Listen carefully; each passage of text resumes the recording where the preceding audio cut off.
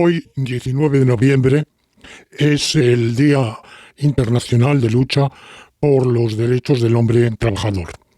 El día de la afirmación de las aspiraciones y reivindicaciones del sexo varonil en general, hombres, niños, mancebos, pero con un énfasis particular en las legítimas aspiraciones de los hombres trabajadores que en la sociedad actual están quebrantados, postergados e incluso en muchos casos totalmente negados. Si en otro momento existió una discriminación antifemenina, el resultado de las sucesivas olas del feminismo, pero sobre todo del feminismo postmoderno, ultrafeminismo, feminismo tardío, aquel que empieza después de 1968 y que se extiende hasta el momento actual, en que hablo, 2023, pero no solo eso, sino que se radicaliza incluso cada vez más. Bueno, pues como resultado de todo eso, hoy vivimos en una sociedad en la cual se ha vuelto la tortilla, se han vuelto las tornas y la posición del varón es de modo general sumamente perjudicial y en muchos casos el hombre trabajador se ve enfrentado a dificultades considerables, a discriminación, a humillación, a vejación y a incertidumbre en su vida personal, sentimental, amorosa, pero también académica y profesional, exclusivamente por culpa de haber nacido de sexo masculino y no haber optado por hacerse un trans, porque esa opción siempre existe, valga lo que valga y tenga los efectos que tenga, pero permite escapar al estigma que acompaña en la sociedad actual el mero hecho de ser de un ser humano de sexo masculino. La sociedad tradicional ha sido caracterizada como una sociedad de predominio, prevalencia o supremacía varonil.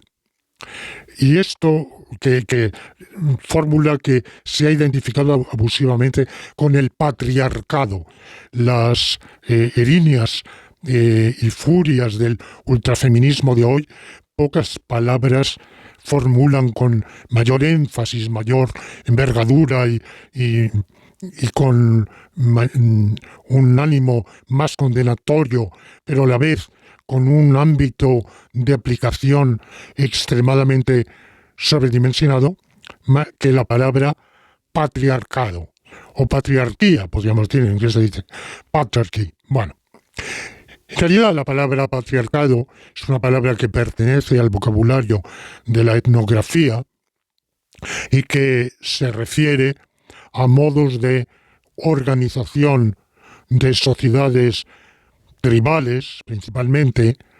Habría alguna presuntamente de matriarcado. En realidad los estudios, esa idea de que hubo sociedades matriarcales fue una idea que existió en la etnografía o parte de la etnografía del siglo XIX, pero ningún estudio etnográfico ni paleoantropológico del siglo XX o del XXI confirma esa hipótesis. Frente a ella, el patriarcado sería aquella forma de organización tribal y de sociedades postribales también, en las cuales el jefe masculino del clan, el abuelo, el bisabuelo, ejerce un poder considerable, no solo sobre su mujer o mujeres, suelen ser sociedades poligámicas, no forzosamente, pero tiende a ser así, sino también sobre la descendencia masculina y femenina. Y siendo monogámica, la sociedad romana de la antigüedad era una sociedad patriarcal en la medida en que el pater familias ejercía un poder de vida o muerte sobre los suyos y sus hijos, por, por elevada que fuera su edad, eran individuos que seguían sujetos a la autoridad del patriarca. Bueno, esto era en teoría, porque en la práctica, si en la sociedad romana arcaica esto fue así, en mayor o menor medida, pero fue dejándolo de ser. Y si nos referimos a la época que los quienes hemos estudiado por afición la historia romana conocemos mejor, del final de la República, del Imperio, bueno, pues ese poder del paterfamilias estaba en la práctica reducido casi a un poder sobre el papel. Incluso el poder de vida o muerte, hubo leyes que se contrapusieron a ese poder, igual que el poder de vender los hijos como esclavos, abandonarlos a la intemperie, o sea, dejarlos morir, y por supuesto el poder de ejercer una autoridad continuada de por vida sobre los hijos, las nueras, no los yernos, porque ahí se perdía la autoridad del patriarca, puesto que la mujer pasaba al dominio de su marido. Pero como digo, esto fue haciéndose cada vez más inoperante. Y en el derecho, aunque es verdad que en el derecho romano persistió una desigualdad en lo tocante a la propiedad, la mujer, incluso soltera, viuda, que era dueña de su patrimonio y podía usarlo. Incluso en el caso de mujeres casadas había varios tipos de matrimonio y en uno de ellos la mujer conservaba la plenitud de su derecho de propiedad sobre sus propios bienes, de propiedad y de usufructo pleno de sus bienes, pero estaba sujeto por el mito de la debilidad femenina a una restricción, y es que tenía que llevar el visto bueno de un varón. Este varón era un hombre alquilado por la mujer que vivía bajo su dependencia. En realidad era poco más que un criado para guardar ciertas formas. Bueno, en el derecho medieval y incluso después con el renacimiento del derecho romano civil en el siglo XII, esa antigualla del patriarcado romano desaparece completamente y también la figura del aval masculino para la enajenación de bienes por la mujer.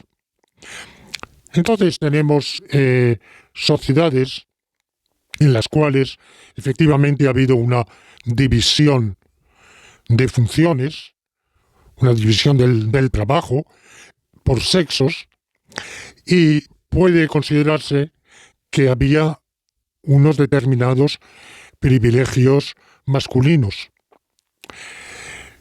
Pero esos privilegios masculinos se veían enfrentados a privilegios femeninos, evidentemente. Es decir, que desde muchos puntos de vista la mujer gozaba de ventajas de las cuales no estaba excluido el varón. Para la guerra, evidentemente, era el varón. Y la guerra era la situación normal. Todavía en la Francia del siglo XVII, de los 100 años, hubo 90 de guerra. O 85 de guerra. Es decir, que la guerra era mucho más frecuente que la paz. Y por supuesto en la guerra morían hombres, también morían mujeres, y la guerra era atroz, y las mujeres que estaban en la zona bélica se enfrentaban también al peligro de la violación. Eran guerras espantosas de devastación, de saqueo, mm, de poblaciones pasadas a cuchillo. Pero vamos, el 90% de las víctimas, evidentemente, era masculino. Hasta el punto de que se ha dicho, por ejemplo, que uno de los resultados de la guerra de los 30 años en los países alemanes de Europa Central, entre 1618 y 1648, fue la reducción importantísima de la población masculina y un desequilibrio de sexos.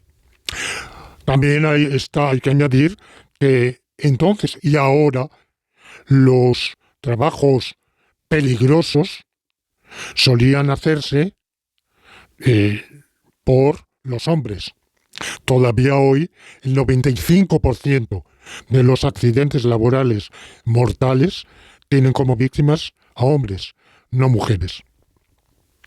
De manera que podemos decir que cuando se habla de la sociedad con supremacía masculina, esto es cierto de modo general, en el sentido de que las posiciones de poder eran acaparadas, tendían a ser monopolizadas por individuos de sexo masculino, que el acceso al poder por mujeres en algunos sistemas monárquicos, no todos, era posible, pero en casos muy limitados, que también la educación, la enseñanza, el acceso a la alta instrucción tendía a ser privilegio o monopolio masculino, lo cual no siempre sucedió, ni mucho menos en la antigüedad clásica. No sucedía forzosamente. Tenemos casos de personajes celebérrimos como la reina Cleopatra, que era una mujer de una cultura amplísima en todos los órdenes y no era ni mucho menos un caso aislado. Y desde el Renacimiento hubo una tendencia minoritaria, pero real, a que las mujeres o ciertas mujeres de familias nobiliarias, por lo menos de la alta nobleza, tuvieran también un acceso a la cultura muy amplio. Eh, Podemos citar el caso de Lucrecia Borgia, y luego en el siglo siguiente el de las dos reinas británicas, o tres, mejor dicho, María Estuardo, María Tudor, su hermana Isabel, la reina Isabel I de Inglaterra, que conocía perfectamente el latín, el francés y en menor medida otros idiomas, tenía un dominio perfecto de los clásicos. De manera que efectivamente había elementos retardatarios opuestos a esa evolución, pero la evolución femenina hacia el acceso a la cultura, incluso a la cultura del máximo nivel, empieza, bueno, como digo, empieza en la antigüedad, pero era minoritario.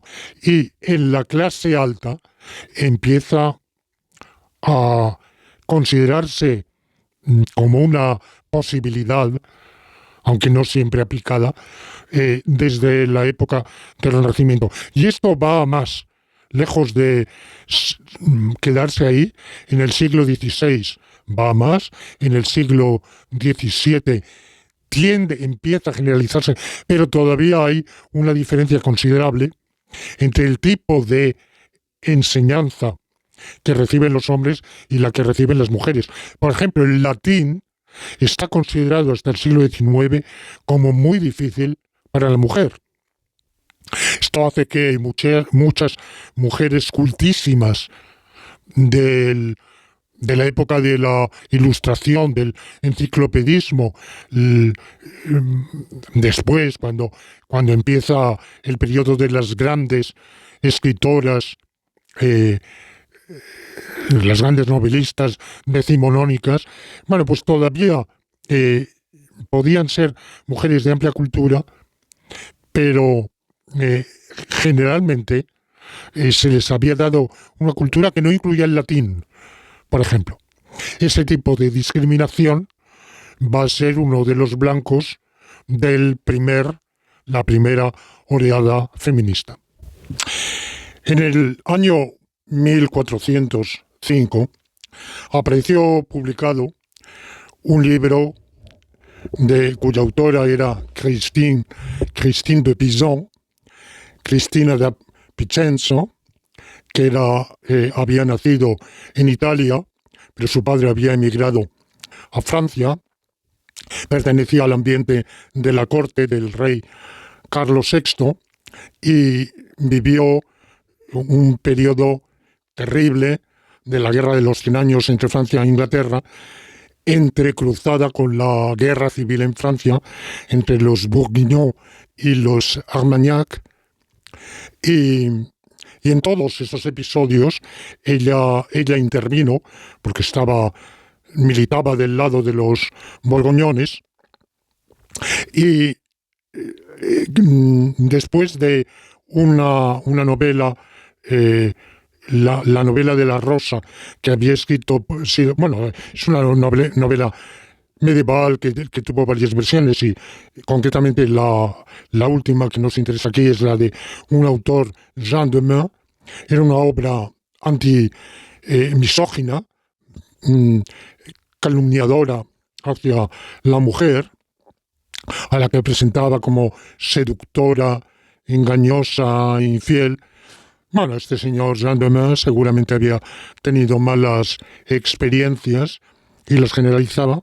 Y Cristina de Pizan escribió contra él una refutación de su obra, en la cual demuestra la falacia de sus argumentos, la vulgaridad de sus expresiones y sentimientos, y los motivos que hay para rechazar esa visión negativa de la mujer.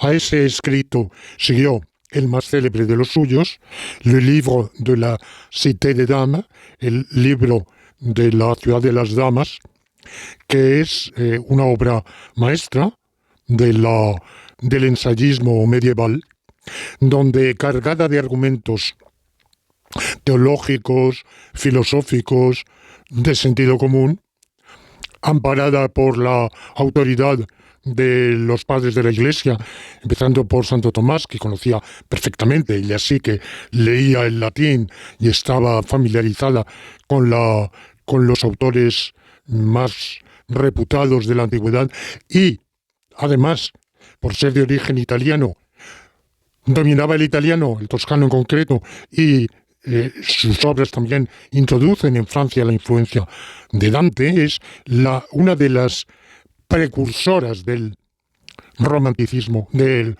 Renacimiento en Francia. Bueno, pues en este libro, el libro de la ciudad de las damas, no es un libro como hoy el neofeminismo podría imaginar, donde mandan las damas, no, es un libro en el cual las damas son debidamente valoradas y respetadas.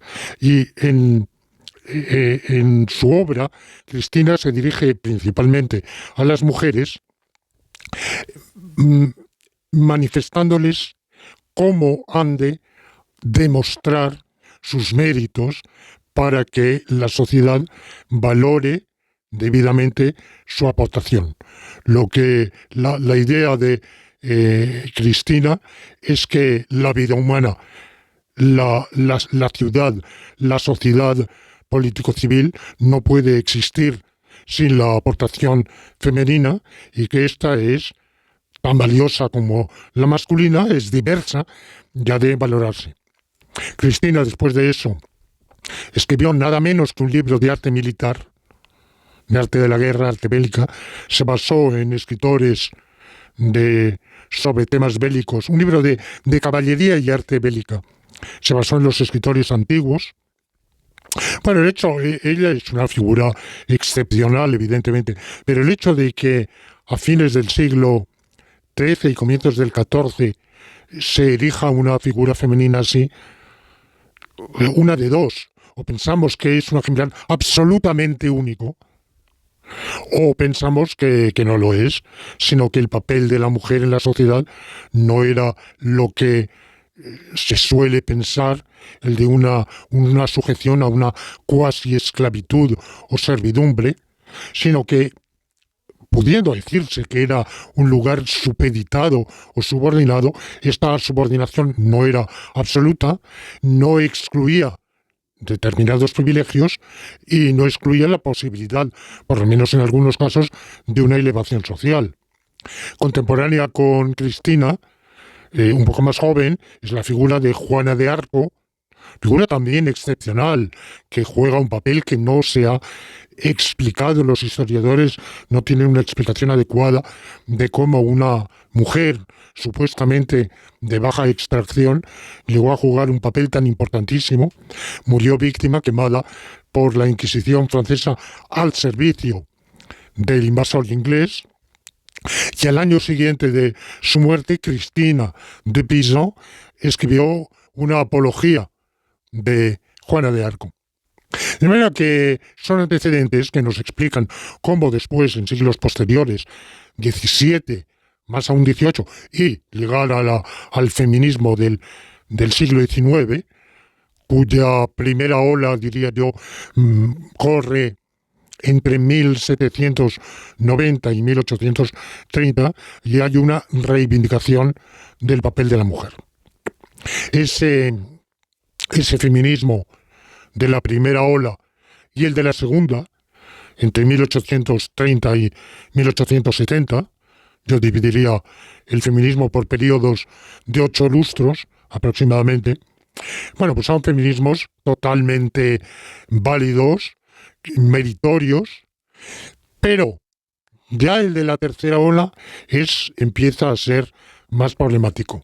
Entre 1870 y 1910. Empieza a ser más problemático, ya diré por qué.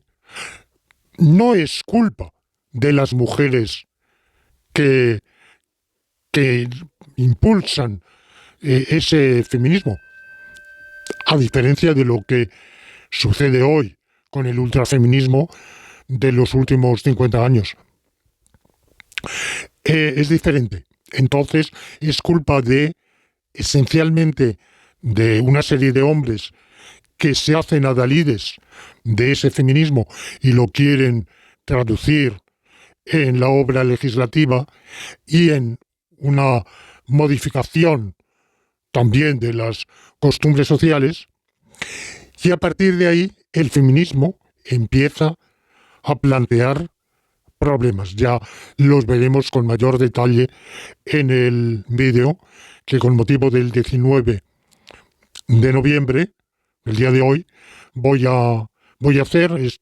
Este vídeo que hoy presento es simplemente un anticipo en el cual me he limitado a rememorar los antecedentes históricos de cómo se llega a una situación que es la actual, en lo cual, como digo, entre 1870 y 1910, el feminismo empieza a adquirir, no por culpa de las feministas, un cariz antimasculino, en muchos casos. Esto ya lo veremos. Y en una serie de facetas de la vida, el sexo masculino, de tener el predominio que tenía anteriormente, pasa a estar en una condición de detrimento e incluso en muchos casos o en algunos casos de opresión.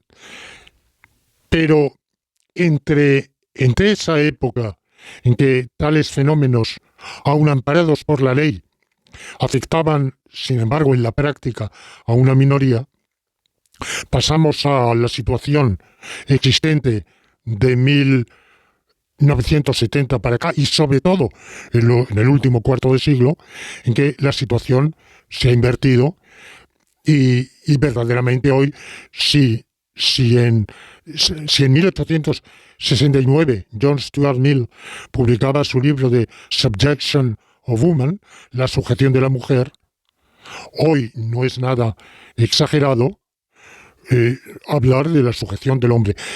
La sujeción del hombre, la sujeción jurídica del hombre, es una obra que uno de los primeros antifeministas, de los cuales hablaré, que es Edward Bucks, escribió en el año 1913. Y se basaba en su experiencia, él era un abogado, se basaba en su experiencia jurídica. Es un libro documentadísimo, irrefutable, porque los datos que aporta no tienen vuelta de hoja, pero el alcance real en la vida general de la población es más problemático, en la medida en que él se refiere a privilegios que el legislador había otorgado al sexo femenino en detrimento del masculino, privilegios que se planteaban sobre todo cuando había litigios ante los tribunales.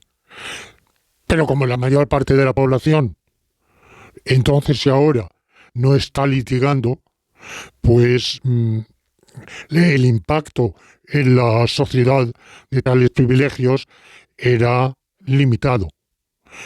Y persistían todavía, por otro lado, jurídica y consuetudinariamente, ciertos privilegios masculinos.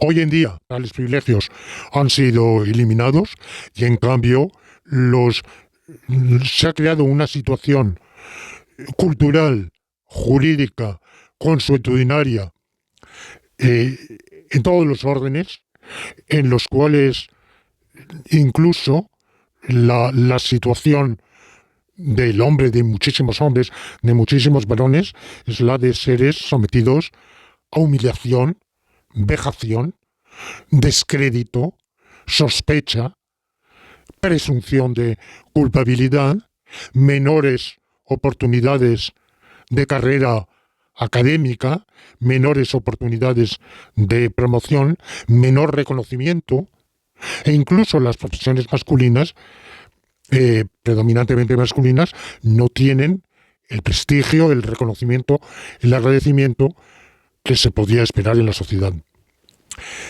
Bueno, pues esto es lo que voy a desarrollar con mayor detalle en el vídeo que anuncio, y como digo, el actual es exclusivamente un anticipo.